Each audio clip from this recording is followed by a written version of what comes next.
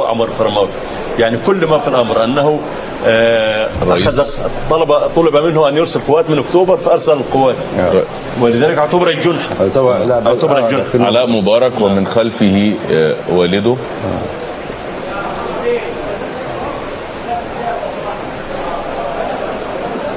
علاء وجمال حاول أن يقيم ستارا حول والدهم كما تلاحظ.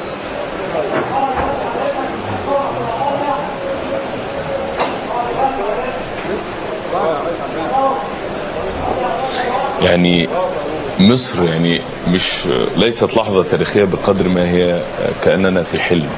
أنا أعتقد أن هذا المشهد سيخلد في ذاكرة المصريين عارف يعني إلى أجل كبير، وكما قلنا سيكون أيضا مؤشرا مهما لأي حاكم قادم. محكمة.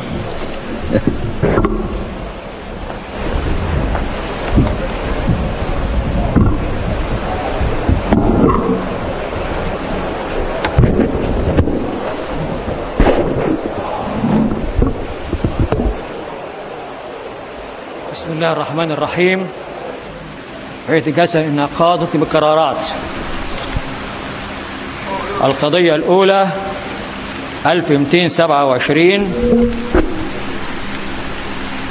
قررت المحكمة استمرار نظر الدعوة بجلسة باكر إن شاء الله 4/8/2011 لفض الأحراز المشتملة عليها، وعلى النيابة إحضار المتهمين المحبوسين من السجن مع استمرار حبسهم، وتنبه على المتهمين السادس والسابع بحضور الجلسة.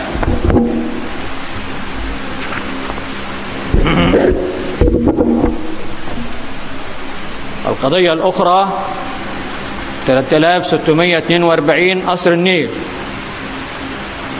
قررت المحكمة أولا استمرار نظر الدعوة بجلسة 15/8/2011 إن شاء الله، وصرحت للدفاع الحاضر مع المتهمين الماثلين بتسليمه نسخة من كارت الذاكرة المسجلة عليه أوراق القضية رقم 1227 سنة 2011 جنايات قصر النيل،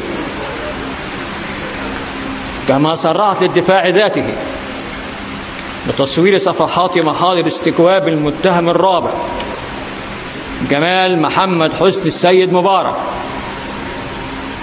والتي لم يتم تصويرها ضمن الملف المصور المسلم للدفاع من قلم كتاب محكمة استئناف القاهرة.